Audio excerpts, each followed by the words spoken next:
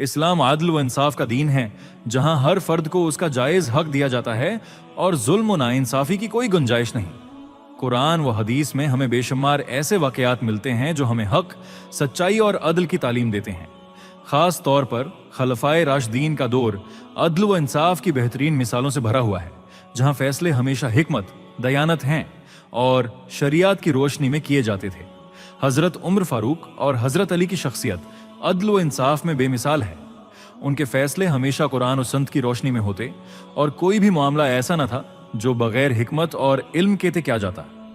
यही वजह है कि उनके फैसले आज भी दुनिया भर में अदल की आले मिसाल समझे जाते हैं।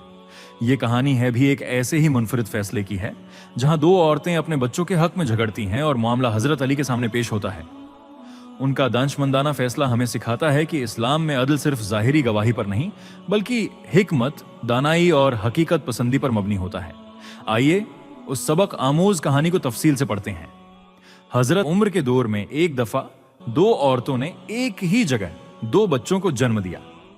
एक लड़की और एक लड़के को। उसके बाद दोनों औरतों का आपस में झगड़ा हो गया। झगड़ा उस बात पर था कि एक औरत कहती थी लड़का मेरा है और लड़की तुम्हारी है, दूसरी कहती थी नहीं लड़का मेरा है और लड़की तुम्हारी। लोगों ने जब उनका झगड़ा देखा तो उन दोनों औरतों को हजरत उमर के पास ले गए और सारा किस्सा बताया और कहा आप उनमें ठीक फैसला करें।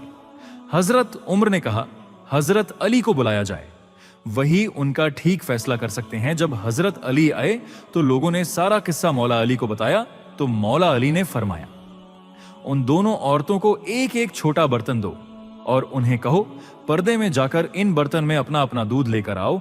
जब उन औरतों ने दूध लाकर दिया तो मौला अली ने फरमाया कि एक मेजान लाया जाए।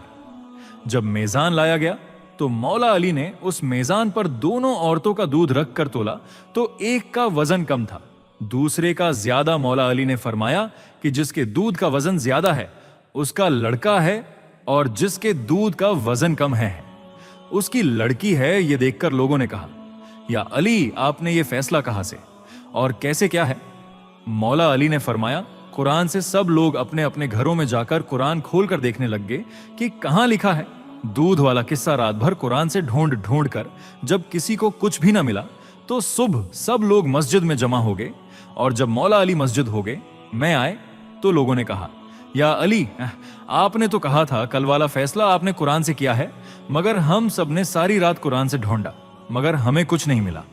मौला अली ने फरमाया क्या कुरान में तुमने वो आयत नहीं पढ़ी कि मर्दों का हिस्सा औरतों से दोगुना होता है? सब ने कहा हाँ ये आयत तो है। मौला अली ने फरमाया इस आयत से ही तो मैंने वो फैसला किया था। सुभान अल्लाह।